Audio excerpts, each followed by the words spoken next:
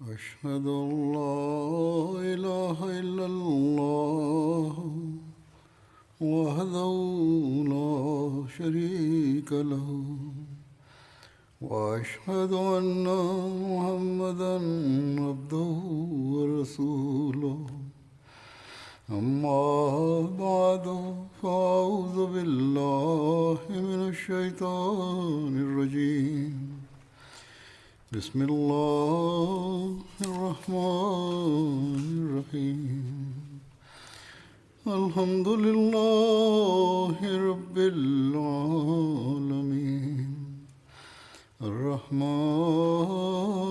الرحيم مالك يوم الدين إياك نعبد وإياك نستعين اهدنا الصراط المستقيم صراط الذين أنعمت عليهم غير المغضوب عليهم ولا الضالين.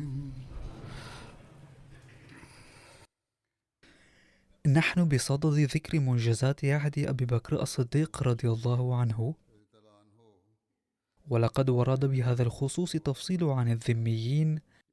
كان الذميون هم الذين قبلوا طاعة الحكومة الإسلامية مع بقائهم على دينهم، وتولت الحكومة الإسلامية مسؤولية حمايتهم. وعفي هؤلاء من الخدمة العسكرية خلافا للمسلمين،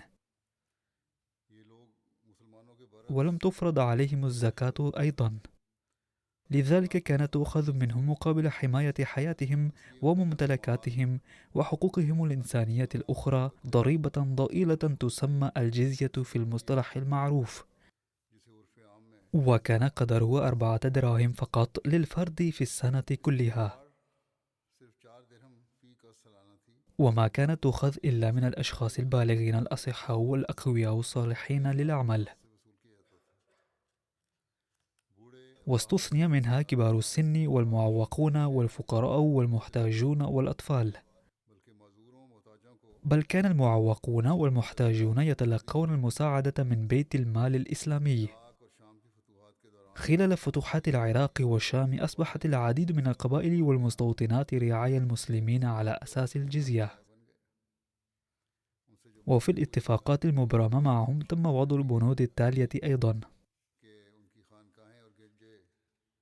لن تهدم أديرتهم وكنائسهم، ولن تهدم أي من حصونهم التي يتحصنون فيها ضد الأعداء عند الحاجة، لن يحظر عليهم قرع الناقوس، ولن يمنعوا من إخراج الصلبان بمناسبة أعيادهم، أي يمكنهم الخروج في تظاهرة حاملين الصليب. في خلافة أبي بكر الصديق رضي الله عنه، كتب خالد بن وليد رضي الله عنه عقد الذمة لأهل الحيرة بالعراق، فقد ورد فيه إضافة إلى أمور أخرى: أيما شيخ ضعف عن العمل أو أصابته آفة من الآفات أو كان غنيا فافتقر وصار أهل دينه يتصدقون عليه، طرحت جزيته وعيل من بيت مال المسلمين هو وعياله ما أقام بدار الهجرة ودار الإسلام، فإن خرجوا إلى غير دار الهجرة ودار الإسلام فليس على المسلمين النفقة على عيالهم. وفي رواية كتب خالد بن وليد في عقد الذمة لأهل الحيرة أن تسقط الجزية عن المحتاجين والمعوقين والرهبان الزهاد في الدنيا.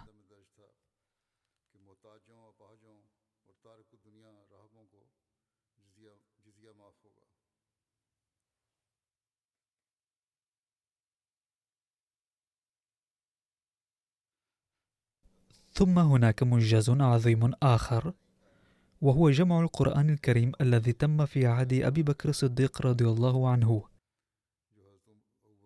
إن جمع القرآن إنجاز عظيم لا مثيل له في عهد أبي بكر، ترتبط خلفيتها بالمعركة مع مسيلمة باليمامة، حيث استشهد من المسلمين يومئذ 200 وألف، وأكثريتهم كبار الصحابة حفاظ القرآن. وفي رواية بلغ عدد الحفاظ الشهداء 700.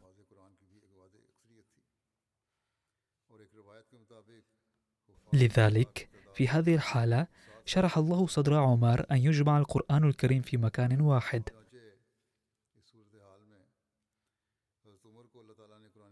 فذكر ذلك لأبي بكر، ووردت تفاصيله في صحيح البخاري على النحو التالي: عن عبيد بن الصباق أن زيد بن ثابت رضي الله عنه قال: أرسل إلي أبو بكر مقتل أهل يمامة، فإذا عمر بن الخطاب عنده. قال أبو بكر رضي الله عنه: إن عمر أتاني فقال: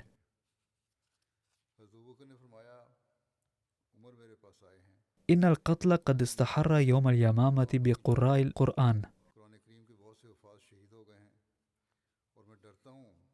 وإني أخشى أن يستحر القتل بالقراء بالمواطن، فيذهب كثير من القرآن، وإني أرى أن تأمر بجمع القرآن. قال أبو بكر لزيد: قلت لعمر: كيف تفعل شيئا لم يفعله رسول الله صلى الله عليه وسلم؟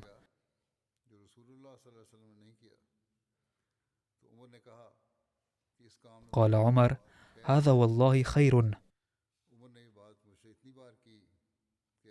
فلم يزل عمر يراجعني حتى شرح الله صدري لذلك،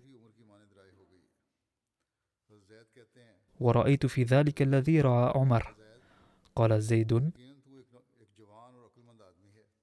قال أبو بكر: إنك رجل شاب عاقل لا نتهمك، وقد كنت تكتب الوحي لرسول الله صلى الله عليه وسلم، فتتبع قرآن فاجمعه. فوالله لو كلفوني نقل جبل من الجبال ما كان أثقل علي مما أمرني به من جمع القرآن. قلت: كيف تفعلون شيئا لم يفعله رسول الله صلى الله عليه وسلم؟ قال: هو والله خير. فلم يزل أبو بكر يراجعني حتى شرح الله صدري للذي شرح له صدر أبي بكر وعمر رضي الله عنهما. فتتبعت القرآن أجمعه من العصب واللخاف وصدور الرجال، حتى وجدت آخر سورة التوبة مع أبي خزيمة الأنصاري، لم أجدها مع أحد غيره، وهو: لقد جاءكم رسول من أنفسكم عزيز عليه ما عنتم، حتى خاتمة البراءة. فكانت الصحف عند أبي بكر حتى توفاه الله، ثم عند عمر حياته، ثم عند حفصة بنت عمر رضي الله عنها.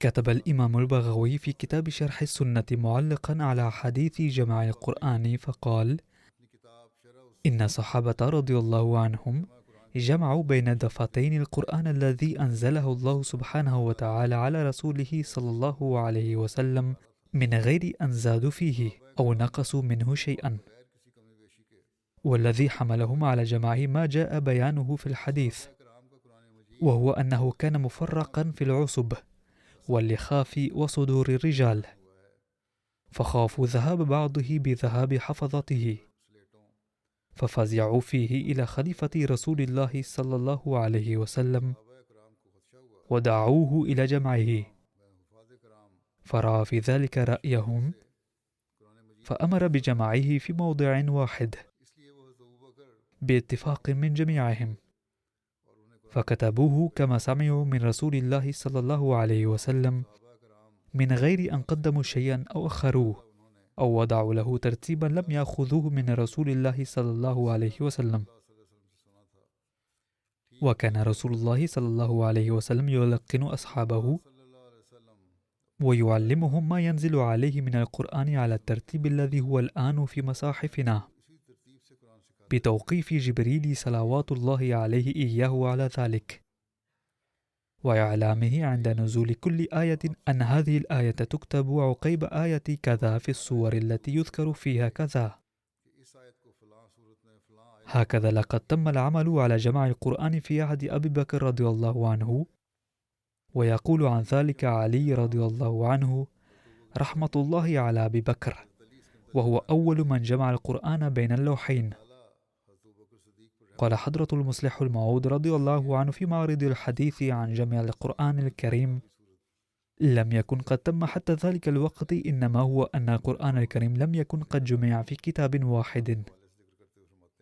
عندما قتل 500 من حفظة القرآن في هذه المعركة، أي حرب اليمامة، ذهب عمر إلى أبي بكر رضي الله عنهما وقال: لقد قتل في هذه المعركة الواحدة 500 من حفظة القرآن، وهناك حروب كثيرة سنخوضها في المستقبل، وإذا قتل حفاظ آخرون ونقصوا فسوف تنتاب الناس شبهة عن القرآن، فمن الأفضل أن تستعجل جمع القرآن في كتاب واحد.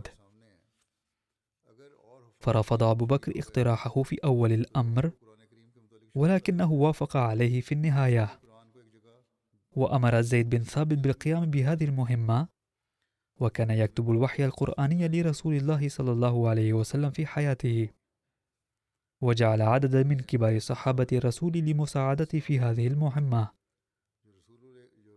كان آلاف الصحابة حفظة القرآن، ولكن حشد هؤلاء الآلاف وقت جمع القرآن كان أمرا محالا. فأمر أبو بكر رضي الله عنه أن يجمع النص القرآني من اللفافات التي كان القرآن يسجل عليها فور نزوله، واتخذ الحيطة الإضافية بأن أمر بأن يشهد على دقة هذا النص القرآني المجموع وصحته 2 من حفظة القرآن على الأقل. فجمع النص القرآني المكتوب على الجلود والعظام في كتاب واحد، وشهد على صحته ودقته حفظة القرآن عن ظهر غيب. إذا كان هناك ما يدعو إلى الشك بأن تكون الأخطاء قد تسربت إلى النص القرآني، فإنما كان هذا ما بين زمن وفاة الرسول صلى الله عليه وسلم والزمن الذي أمر فيه أبو بكر رضي الله عنه بجمع القرآن في كتاب واحد.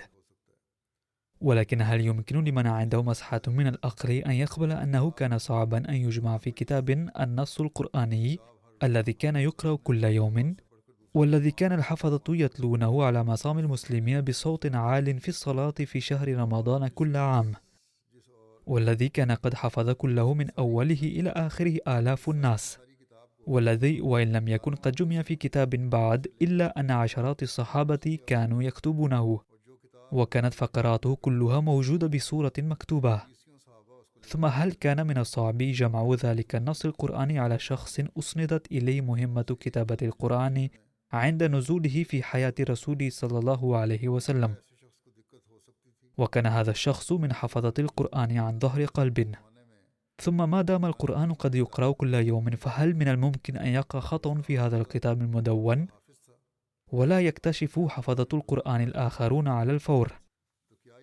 والحق أنه إذا كانت مثل هذه الشهادة عرضة للشك والريبة، فليس في الدنيا أي دليل وبرهان يوثق به.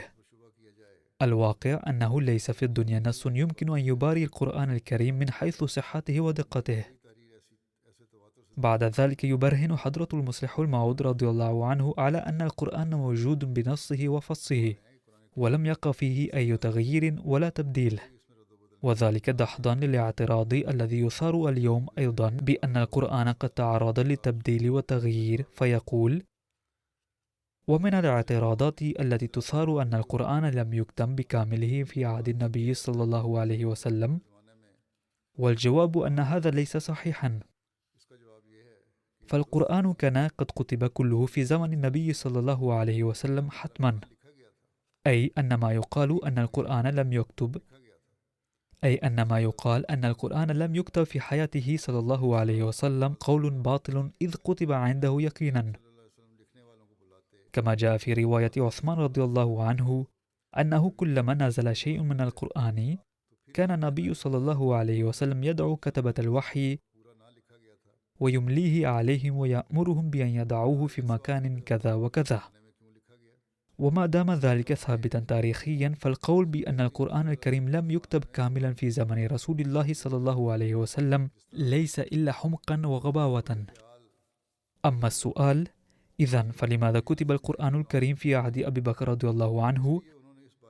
فجوابه أن القرآن لم يكن مكتوبا في دفة واحدة في زمن النبي صلى الله عليه وسلم كما هو الآن. فخطر ببال عمر رضي الله عنه أن الناس قد يحسبون أن القرآن غير محفوظ، فقال لأبي بكر رضي الله عنه: إني أرى أن تأمر بجمع القرآن، ولم يقل أرى أن تأمر بكتابته. فدعا أبو بكر زيدا رضي الله عنهما وقال له: اجمعه، ولم يقل له اكتبه.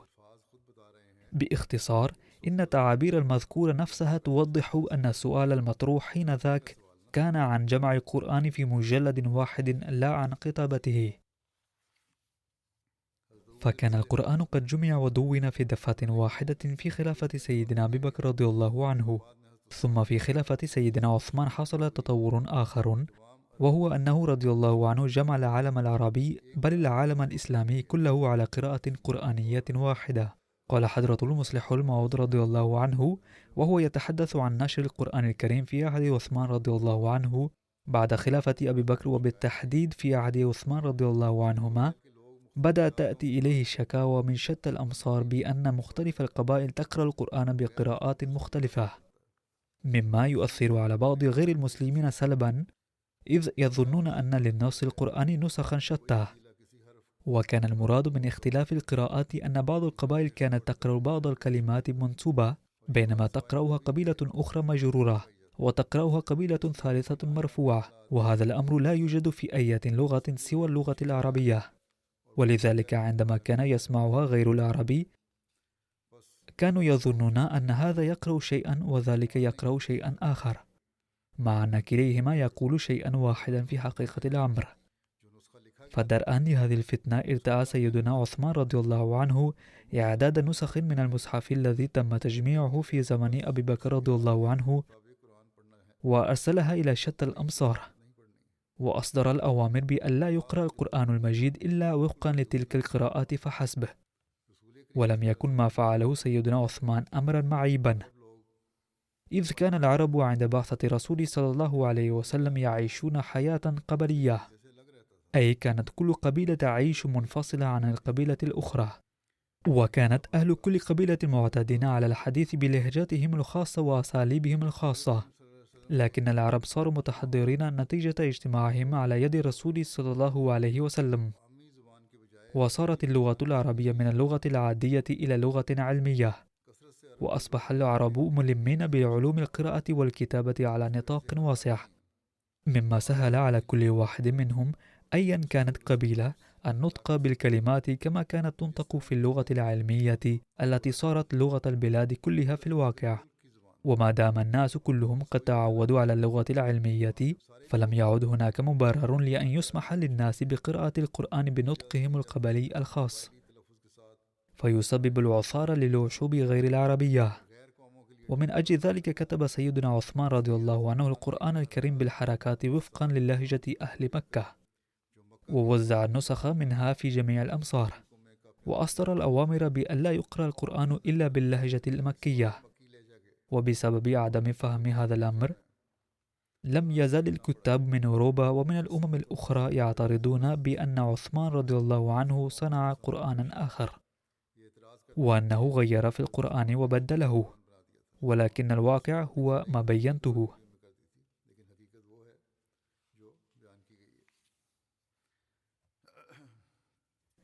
يقول سيدنا المسيح الموعود عليه السلام: لا شك أن القرآن وحي متلو وكله متواتر قطعي حتى النقاط والحروف، وأنزله الله باهتمام شديد بحراسة الملائكة.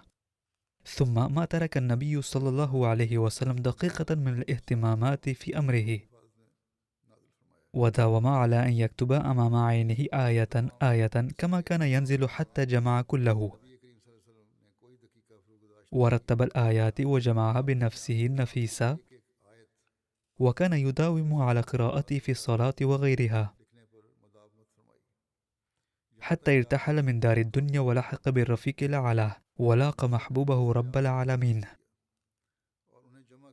ويتابع سيدنا المسيح الموعود عليه السلام ويقول: ثم بعد ذلك قام الخليفة الأول أبو بكر الصديق رضي الله عنه لتعهد جميع صوره بترتيب سمع من النبي صلى الله عليه وسلم. ثم بعد الصديق الأكبر وفق الله الخليفة الثالث فجمع القرآن على قراءة واحدة بحسب لغة قريش وأشاعه في البلاد. هنا ينشأ السؤال: إلى ما بقيت الصحيفة الصديقية محفوظة؟ فقد ورد عن ذلك القرآن الذي رتبه سيدنا أبو بكر الصديق رضي الله عنه بواسطة سيدنا زيد بن ثابت رضي الله عنه في مجلد واحد يقال له الصحيفة الصديقية، فقد بقيت عند سيدنا أبي بكر حتى وفاته، ثم انتقل إلى سيدنا عمر رضي الله عنه، وهو سلمها لأم المؤمنين السيدة حفصة وأوصاها بألا تعطيها لأحد. أما إذا أراد أحد أن ينسخ منه نسخة أو يصحح بها نسخته فيمكن أن يستفيد بها، فقد استعارها منها سيدنا عثمان رضي الله عنه في عهده لينسخ منها نسخا ثم أعادها لحضرة حفصة. فلما كان مروان حاكما على المدينة أراد أن يأخذها من السيدة حفصة فرفضت، وبعد وفاتها حصل عليها مروان من سيدنا عبد الله بن عمر رضي الله عنه وأتلفها، ولكن سيدنا عثمان رضي الله عنه كان قد حفظها سلفا.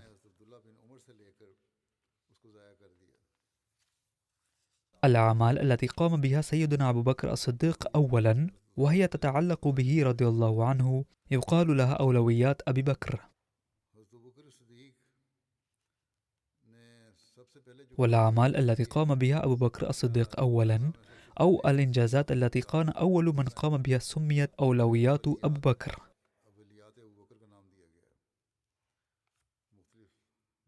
فهي شتى الأعمال التي أنجزها أولا، وهو: أول من أسلم،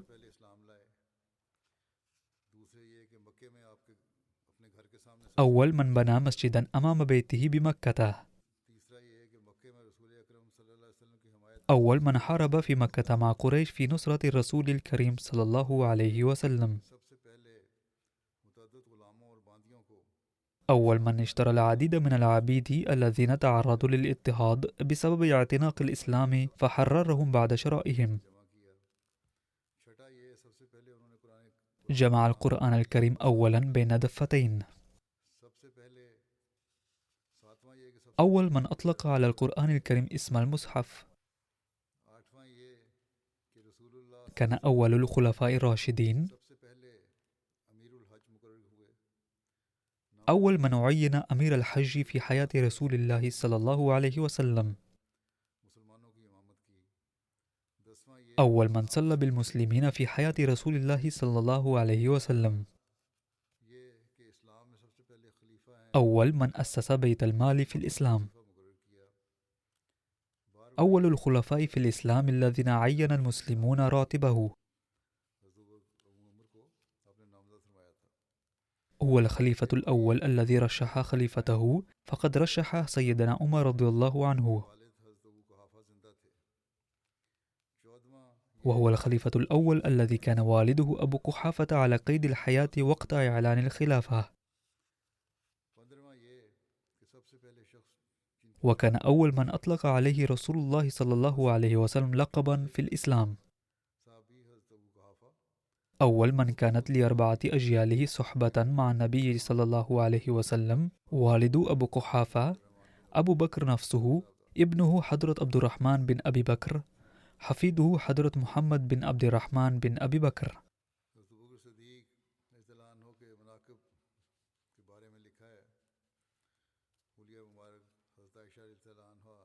وعن مناقب سيدنا أبي بكر رضي الله عنه ورد عن عائشة رضي الله عنها أنها نظرت إلى رجل من العرب مر وهي في هودجها، فقالت: ما رأيت رجلا أشبه بأبي بكر من هذا.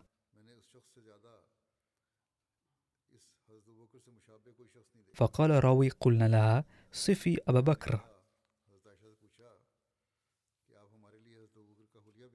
فقالت: رجل أبيض نفيف العارضين،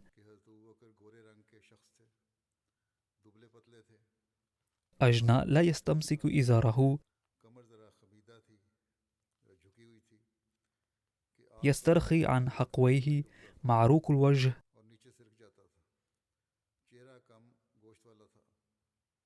غائر العينين، ناتي الجبهة.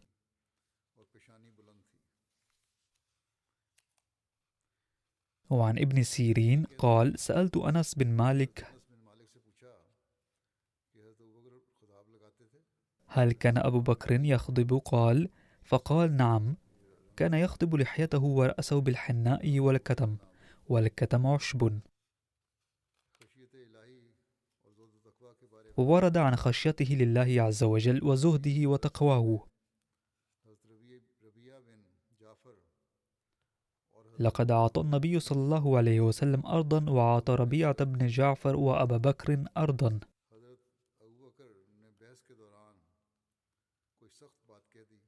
فاختلفا في عذق نخلة، فقال له أبو بكر كلمة قاسية،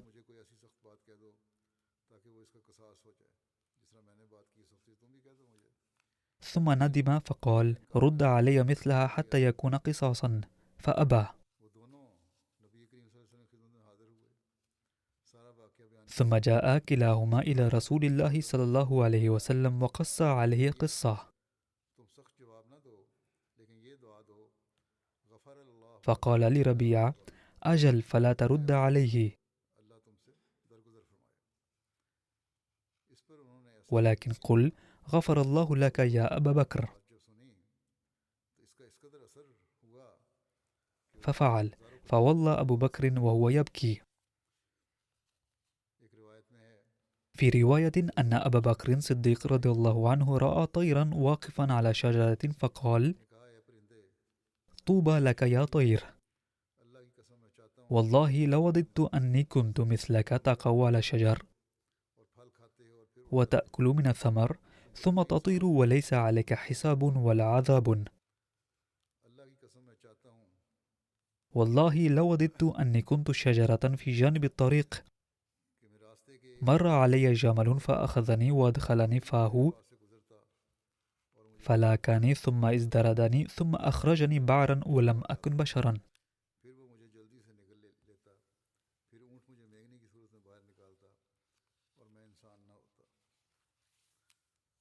يقول سيدنا المصلح الموعود رضي الله عنه في تفسير آية: ويقول الكافر يا ليتني كنت ترابا، من سورة النبأ: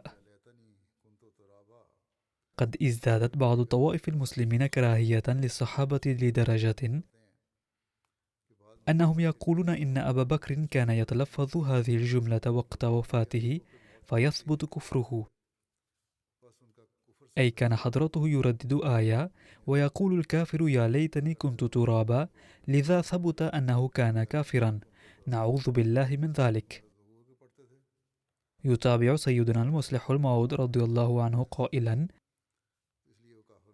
إذا كانت هذه الرواية صحيحة وكانت الآية تتحدث عن أبي بكر، فسيكون المعنى نظرا إلى إيمانه رضي الله عنه أن أبا بكر ينكر كلام الكفار ويقول: ليت الله تعالى يعاملني بحيث لا يجازيني على أعمال الحسنة ولا يعاقبني على أعمال السيئة، وهذا القول إنما هو قول المؤمن الكامل. وورد في الأحاديث عن النبي نفسه أنه كان يقول: لن يغفر لي بسبب أعمالي، بل سيغفر لي بفضل الله فقط. وقد استخدمت كلمة الكافر في هذا المكان على سبيل السخرية، والمراد منها إن هؤلاء القوم يحسبون كافرا من كان أقرب إلى الرسول الكريم صلى الله عليه وسلم في الحرب،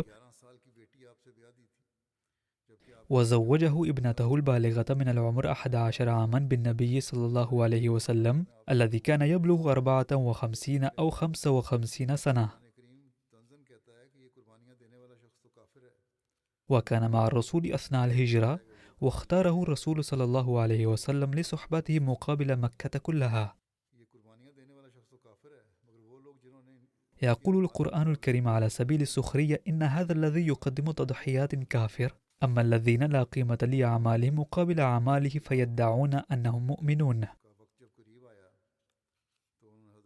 وإن أبا بكر الصديق لما احتضر قال لعائشة: قد علمت أنك كنت أحب الناس إلي وأعزهم، وأني كنت أن أحتلك أرضي التي تعلمين بمكان كذا وكذا، فلو كنت قد قبضتها واستفدت منها لكانت ملكك. أما الآن وأنا أحب أن ترد بها علي، فيكون ذلك قسمة بين ولدي على كتاب الله، فألقى ربي حين ألقاه، ولم أفضل بين ولدي على بعض. فقالت عائشة: سأنفذ حرفيا كل ما أمرت به.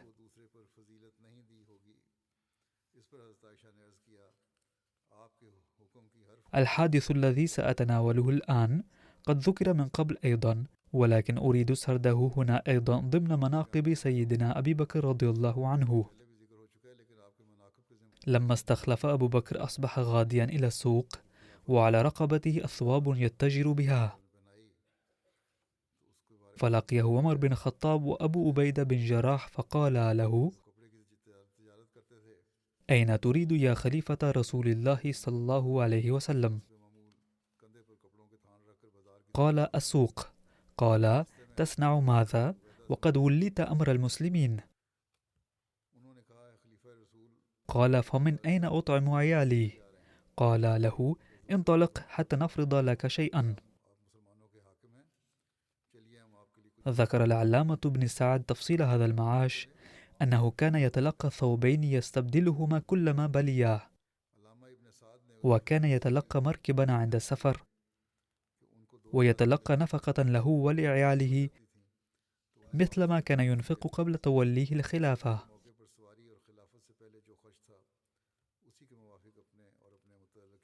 يقول المصلح الموعود رضي الله عنه: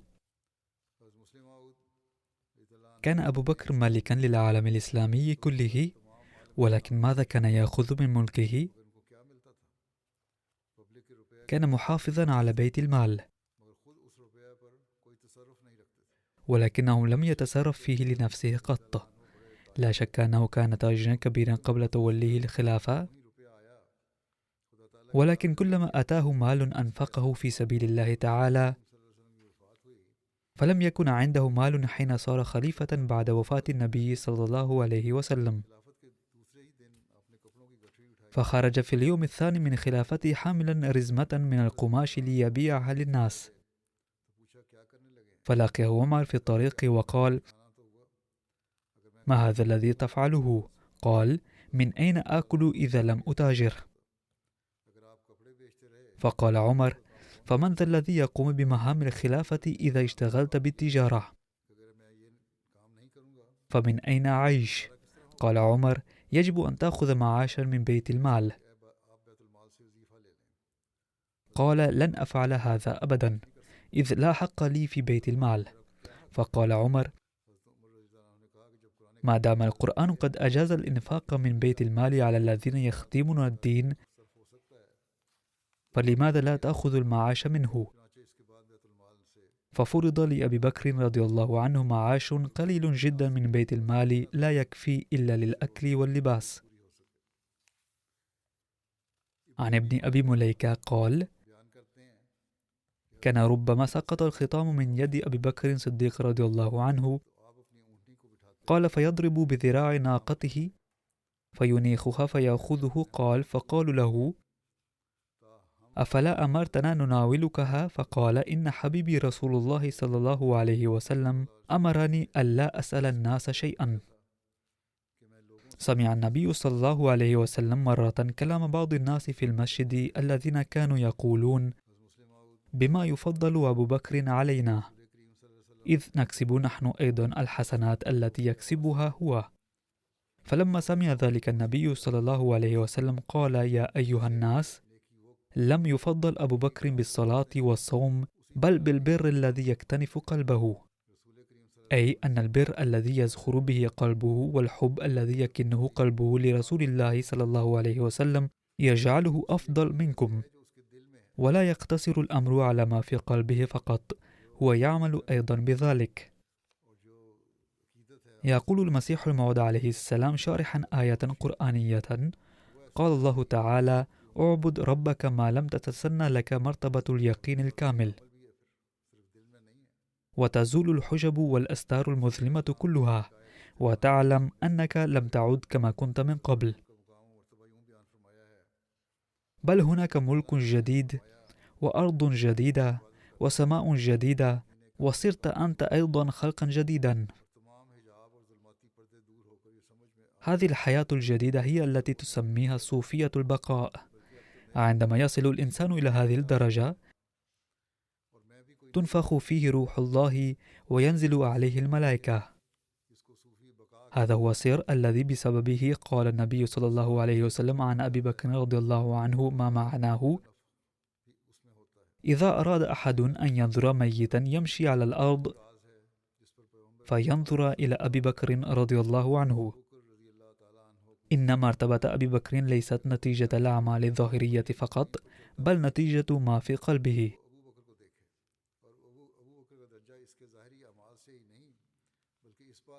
عن أبي سعيد الخدري أنهم خرجوا مع رسول الله صلى الله عليه وسلم في سفر، فنزلوا رفقاء، رفقة مع فلان ورفقة مع فلان. قال أبو سعيد الخدري: فنزلت في رفقة أبي بكر رضي الله عنه، فكان معنا أعرابي من أهل البادية، فنزلنا بأهل بيت من الأعراب وفيهم امرأة حامل، فقال لها الأعرابي: أيسرك أن تلدي غلاما؟ إن أعطيتني شاة ولدت غلاما. فأعطته شاة وسجع لها أساجع. قال: فذبح الشاة، فلما جلس القوم يأكلون قال رجل: أتدرون ما هذه الشاة؟ فأخبرهم كيف أخذ هذا الشاة من الامرأة، قائلا لها: إنه سيدعو فسوف تلد ابنا. قال: فرأيت أبا بكر الذي كان شريكا في أكل الطعام متبريا مستنبلا متقيئا، أي لا أستطيع أن أكل هذا الطعام بسبب الشرك. عن عائشة رضي الله عنها قالت: كان لأبي بكر غلام يخرج له الخراج، وكان أبو بكر يأكل من خراجه، فجاء يوما بشيء فأكل منه أبو بكر، فقال له الغلام: أتدري ما هذا؟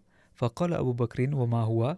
قال: كنت تكهنت لإنسان في الجاهلية، وما أحسن الكهانة إلا أني خدعته، فلقيني فأعطاني بذلك، فهذا الذي أكلت منه.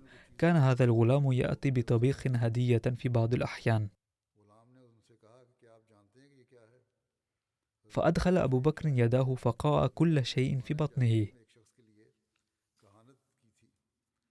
قال أبو بكر: لا أستطيع أن آكل حراما. عن عبد الله بن عمر رضي الله عنهما قال: قال رسول الله صلى الله عليه وسلم: من جر ثوبه خيلاء لم ينظر الله إليه يوم القيامة. فقال أبو بكر: إن أحد شقي ثوبي يسترخي إلا أن أتعاهد ذلك منه. فقال رسول الله صلى الله عليه وسلم: إنك لست تصنع ذلك خيلاء. قال المسيح الموعود عليه السلام: ذات مرة قال النبي صلى الله عليه وسلم: ما مفاده؟ المسبلون إزارهم يدخلون النار. فبكى أبو بكر رضي الله عنه بسماع ذلك، لأن إزاره كان كذلك. فقال صلى الله عليه وسلم: لست منهم، فللنية دخل كبير في العمل. حفظ المحل والمناسبة ضروري جدا. ثم ذكر عن طاعة أبي بكر الكاملة للنبي صلى الله عليه وسلم وحبه وغيرته له. فذات يوم استأذن أبو بكر رضي الله عنه على النبي صلى الله عليه وسلم، فسمع صوت عائشة عاليا، فلما دخل تناولها ليلطمها وقال: ألا أراك ترفعين صوتك على رسول الله صلى الله عليه وسلم؟ فجعل النبي صلى الله عليه وسلم يحجزه لينقذها من عقوبته المتوقعة. وخرج أبو بكر مغضبا، فقال النبي صلى الله عليه وسلم حين خرج أبو بكر: كيف رأيتني أنقذتك من رجل؟ قال: فمكث أبو بكر أياما، ثم استأذن على رسول الله صلى الله عليه وسلم فوجدهما قد استلحا، فقال لهما: أدخلاني في سلمكما كما أدخلتماني في حربكما. فقال النبي صلى الله عليه وسلم: قد فعلنا. عن عقبة بن حارث قال: رأيت أبا بكر رضي الله عنه وحمل الحسن وهو يقول: بأبي شبيه بالنبي ليس شبيه بعلي، وعلي يضحك. يحدث عبد الله بن عمر رضي الله عنهما أن عمر بن الخطاب حين تأيمت حفصة بنت عمر من خنيس بن حذافة السهمي، وكان من أصحاب رسول الله صلى الله عليه وسلم، قد شهد بدرا توفي بالمدينة. قال عمر: فلقيت عثمان بن عفان فعرضت عليه حفصة، فقلت: إن شئت أنكحتك حفصة بنت عمر. قال: سأنظر في أمري. فلبثت ليالي، فقال: قد بدا لي ألا أتزوج يومي هذا. قال عمر: فلقيت أبا بكر فقلت: إن شئت أنكحتك حفصة بنت عمر. فصمت أبو بكر فلم يرجع إلي شيئا، فكنت عليه أوجد مني على عثمان.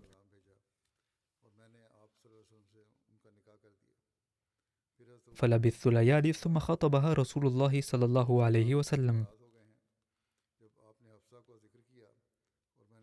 فأنكحتها إياه. فلقيني أبو بكر فقال: لعلك وجدت علي حين عرضت علي حفصة.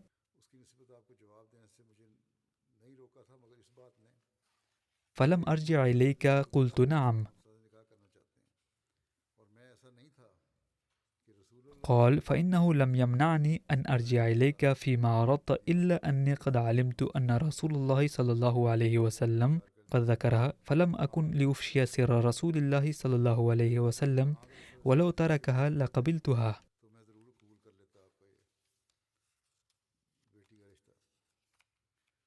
ورد عن تقدير علي رضي الله عنه لأبي بكر رضي الله عنه عن ابن عباس رضي الله عنهما قال: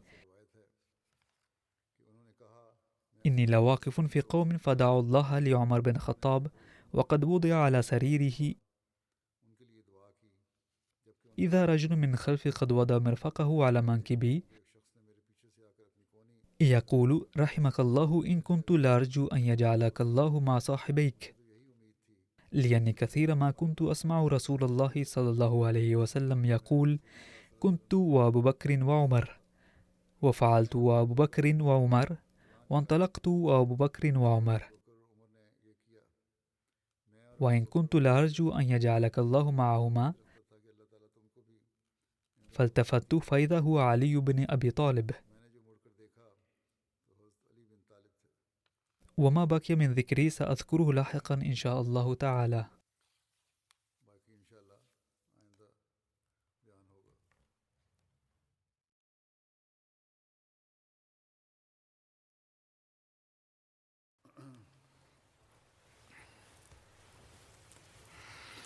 الحمد لله الحمد لله نحمده ونستعينه ونستغفره ونؤمن به ونتوكل عليه ونعوذ بالله من شرور أنفسنا ومن سيئات أعمالنا من يهده الله فلا مضل له ومن يضلل فلا هادي له ونشهد أن لا إله إلا الله ونشهد أن محمدا عبده ورسوله عباد الله رحمكم الله إن الله يأمر بالعدل والإحسان وإيتاء ذي القربى وينهى عن الفحشاء والمنكر والبغي يعظكم لعلكم تذكرون اذكروا الله يذكركم وادعوه يستجب لكم ولذكر الله أكبر.